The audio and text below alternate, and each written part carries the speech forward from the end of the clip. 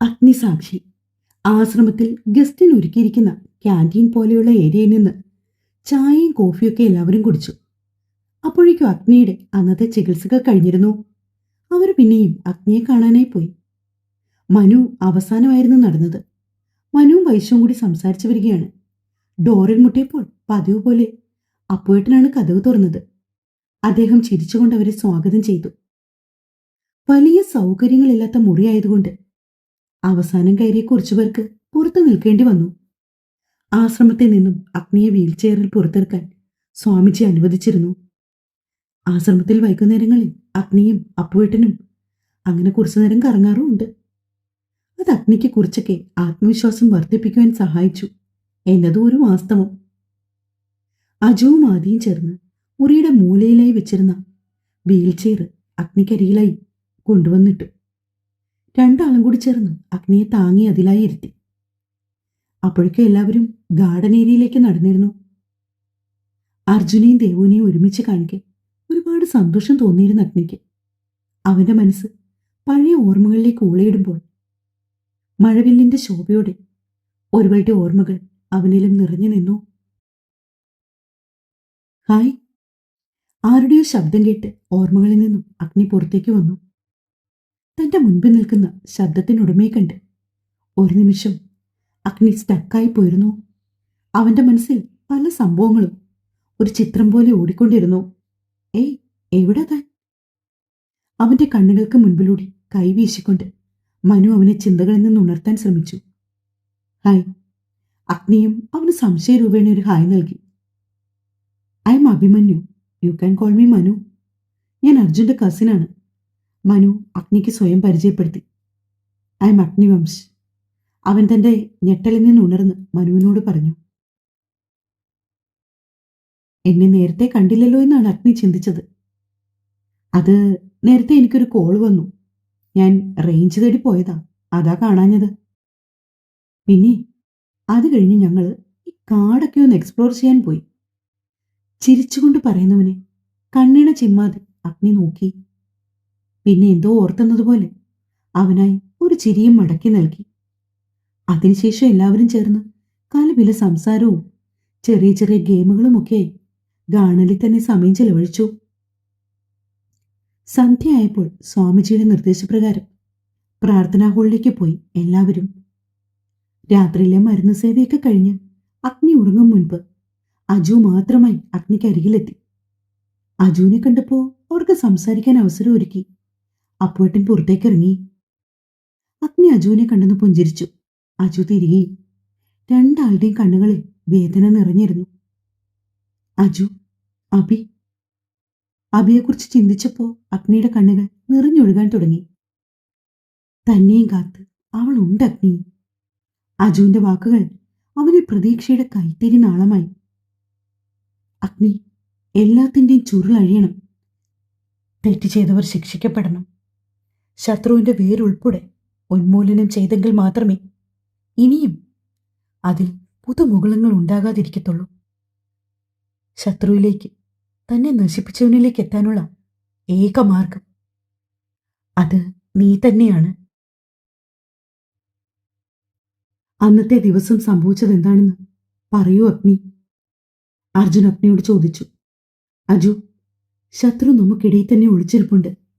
ഒരുപക്ഷെ എന്നേക്കാൾ നിങ്ങളെ അറിയുന്നവനാണ് ശത്രു. അതുകൊണ്ട് തന്നെ എല്ലാത്തിനും ഒരു രഹസ്യ സ്വഭാവമാണ് നല്ലത്. അഗ്നി ചിന്തിച്ചുകൊണ്ട് പറഞ്ഞു. കുറച്ചുനേരം സംസാരിച്ച ശേഷം അവർ പുത്തൻ പ്രതീക്ഷകളുമായി വേർപിരിയും. കുറേ നാളുകൾക്ക് ശേഷം അഗ്നിയും മനസ്സമാധാനത്തോടെ ഉറങ്ങുമ്പോൾ ഒരുവൾ അഗ്നിയെക്കുറിച്ചുള്ള ചിന്തകളിൽ ഉറക്കം നഷ്ടപ്പെട്ട് കഴിയുകയായിരുന്നു. അവൾക്ക് സന്തോഷങ്ങളുടെ നാളുകൾ ആരംഭിച്ചു എന്നറിയാതെ കൊണ്ട്.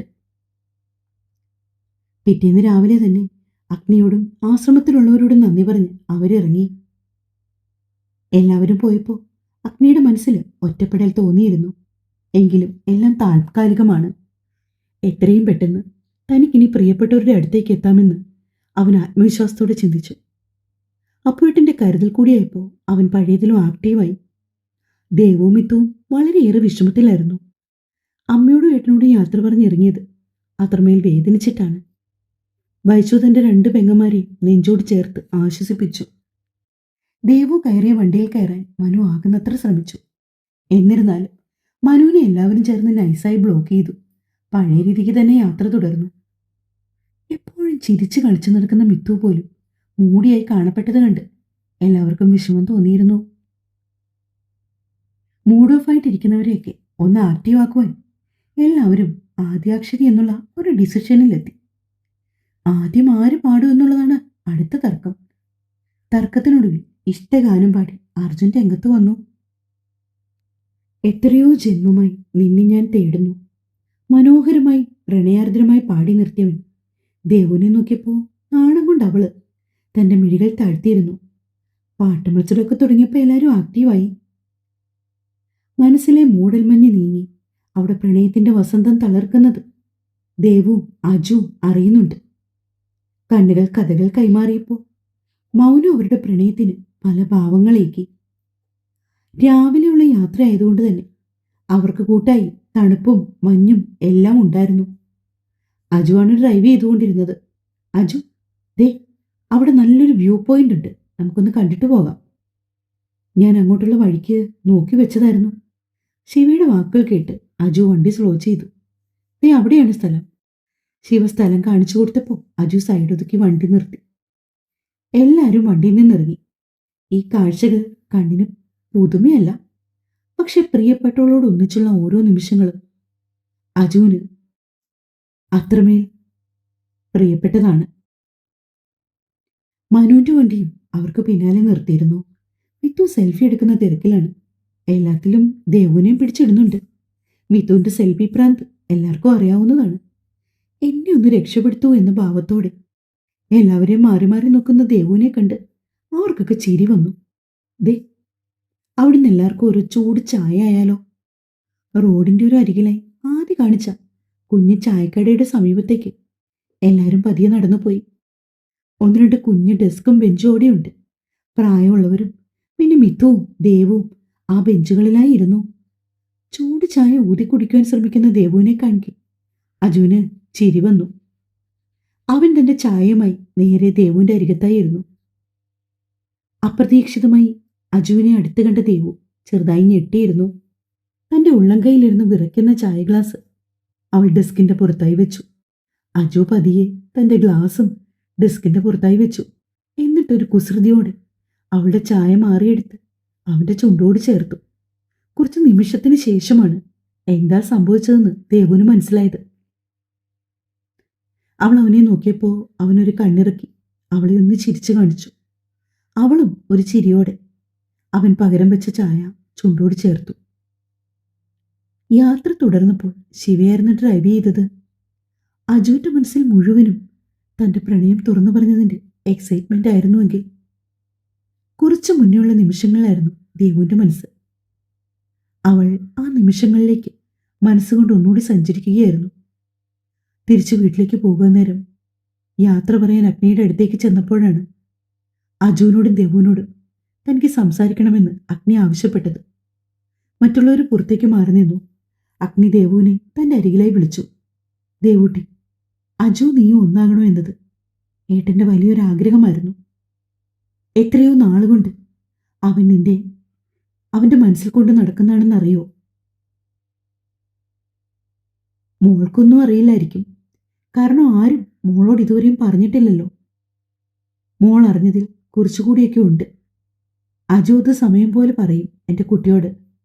മോൾക്ക് എതിർപ്പ് വല്ലതും ഉണ്ടോ? അഗ്നി പതിഞ്ഞ ശബ്ദത്തിൽ അവളോട് ചോദിച്ചു. അവൾ നിറഞ്ഞ കണ്ണുകളോടെ എതിർപ്പില്ല എന്ന അർത്ഥത്തിൽ തലകുലുക്കി പറയുമ്പോൾ മനസ്സിൽ മുഴുവനും തൻ്റെ പ്രണയം തനിക്ക് സ്വന്തമാകാൻ പോകുന്ന സന്തോഷമായിരുന്നു. ആരോ പണ്ട് പറഞ്ഞതുപോലെ കൊതിച്ചതും വിധിച്ചതും ഒന്നാണല്ലോ എന്നവൾ ചിന്തിക്കാതിരുന്നില്ല. അങ്ങനെ ഏകദേശം സന്ധ്യയോടുകൂടി അവരില്ലത്തിൽ തിരിച്ചെത്തിയിരുന്നു. ക്ഷേത്രത്തിൽ സഹായത്തിന് നിൽക്കുന്ന ശാന്ത ചേച്ചി കാവിലും വീട്ടിലും എല്ലാം ദീപം തെളിച്ച് ലൈറ്റ് ഇട്ടിട്ടാണ് പോയത്. സ്പെയർ താക്കോൽ ഉപയോഗിച്ച് ദേവു മനയുടെ കതക് തുറന്നു. എല്ലാവരും സന്തോഷത്തിലായിരുന്നു. അഗ്നിയും അമ്മയും നേരിട്ട് കണ്ട് അവരുടെ മാറ്റം തിരിച്ചറിഞ്ഞ സന്തോഷവും സമാധാനവും സംതൃപ്തിയും എല്ലാവരിലും ഉണ്ട്. അവിടുത്തെ വിശേഷങ്ങൾ എത്ര പങ്കുവച്ചിട്ടും മതിവരുന്നുണ്ടായിരുന്നില്ല ആർക്കും. മിത്തു ദേവുവിന്റെ കൂടെ നിൽക്കുകയാണെന്ന് പറഞ്ഞതിനാൽ തന്നെ മാഷും വൈശുവും ടീച്ചറമ്മയും വീട്ടിലേക്ക് പോയി. രാത്രിയിൽ എല്ലാവരും ചേർന്ന് കഞ്ഞിയും ചമ്മന്തിയും പപ്പടവും അച്ചാറും ഒക്കെ ഉണ്ടാക്കി. രാവിലെ ദേവുവിനും മിത്തുവിനും ഡാൻസ് ക്ലാസ് ഉണ്ട്. വായി നോക്കിക്കൊണ്ട് മനു ഉൾപ്പെടെയുള്ള ടീംസും ഉണ്ട്.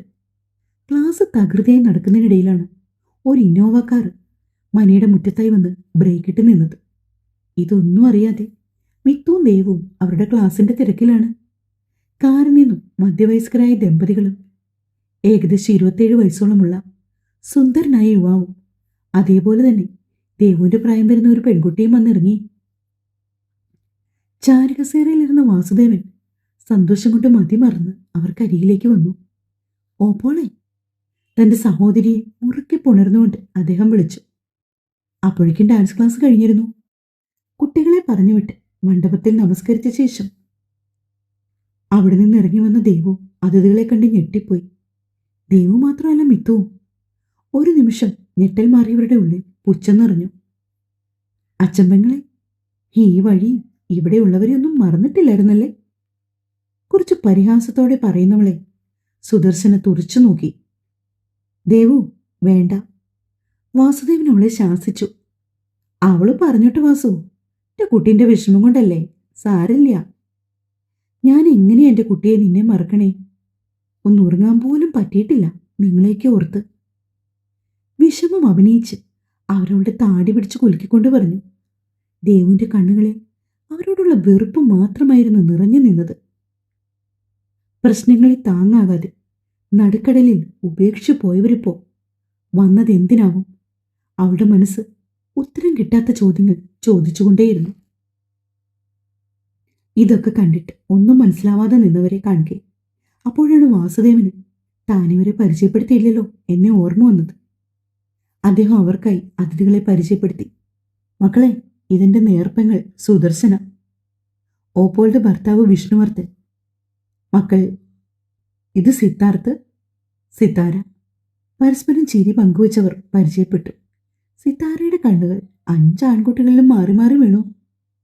ആസ്ഥാന കോഴിയായ മനുവിനു പോലും അവളുടെ നോട്ടം കണ്ട് നാണം വന്നു എന്നതാണൊരു സത്യം. അല്ലടാ, നീ എന്താ ഞങ്ങളെ ഇല്ലത്തേക്ക് ക്ഷണിക്കുന്നൊന്നുമില്ലേ? അതോ ഞങ്ങൾ വന്നത് ഇഷ്ടായില്ലെന്നുണ്ടോ? ഇഷ്ടായില്ലാച്ചാ ഞങ്ങൾ തിരിച്ചു പോയിക്കോളാം. എന്റെ അനിയനെയും കുട്ടിയും കാണാനുള്ള കൊതി കൊണ്ട് ഓടി വന്നതാ. സുദർശന കള്ള ദുഃഖം വരുത്തി പറയുന്നത് കേട്ട് ദേവോമിത്തും ഊറിച്ചിരിച്ചു. ഇതൊന്നും മനസ്സിലാവാതെ പാവം അജുവും സംഘവും. അയ്യോ, വരൂ അപ്പോളെ. ഇത് നമ്മുടെ എല്ലാവരുടെയും കൂടിയല്ലേ, അകത്തേക്ക് വരൂ. വാസുദേവൻ അവരെ ക്ഷണിച്ചു. അതൊക്കെ ഒരു കാലമല്ലേ എന്റെ വാസു. ഇപ്പൊ ഇത് നമ്മുടേതല്ലല്ലോ, എല്ലാം വിറ്റു തൊലിച്ചില്ലേ. കുടുംബത്തിലെ ആൺതരിയായ നീ ഒക്കെ സംരക്ഷിക്കുമെന്ന് കരുതിയാ നിനക്കായിട്ട് കാരണവന്മാര് ഈ ഇല്ല എഴുതി തന്നത്. എന്നിട്ടിപ്പോ എന്തായി? അന്യാധീനപ്പെട്ടു പോയില്ലേ? അവർ ഇഷ്ടപ്പെടായികയോടെ പറഞ്ഞു നിർത്തി. അതൊക്കെ പിന്നെ സംസാരിക്കാം. ഇപ്പൊ ഓപ്പോൾ അകത്തേക്ക് കയറി വരൂ. വാസുദേവൻ അവരുടെ സംസാരം അവസാനിപ്പിക്കാൻ എന്ന പോലെ അവരെ അകത്തേക്ക് വീണ്ടും ക്ഷണിച്ചു. ചുറ്റും നിൽക്കുന്നവരെ ഒന്നാകമാനം ചുഴിഞ്ഞു നോക്കി അവരും കുടുംബവും അകത്തേക്ക് കയറി. അതൊരു പ്രസന്നമായിരുന്ന ദേവുവിന്റെയും മിഥുവിന്റെയും മുഖം അവരുടെ വരവോടെ മങ്ങിയത് അർജുൻ ശ്രദ്ധിച്ചിരുന്നു. സിദ്ധാർത്ഥും ദേവുവും തമ്മിലുള്ള വിവാഹം പണ്ട് ഉറപ്പിച്ചതായിരുന്നുവെന്ന വൈശുവിന്റെ വാക്കുകൾ അവന്റെ ഓർമ്മകളിൽ മിന്നിമാറി. തുടരും. അപ്പോ പുതിയ കുറച്ച് ആളുകൾ കൂടി എത്തി. കഥ ഇഷ്ടാവുന്നുണ്ടോ? ഉണ്ടെങ്കിൽ എന്നെ ഒന്ന് സപ്പോർട്ട് ചെയ്യണേ. സ്നേഹത്തോടെ, സ്വന്തം മിത്ര. Thank you.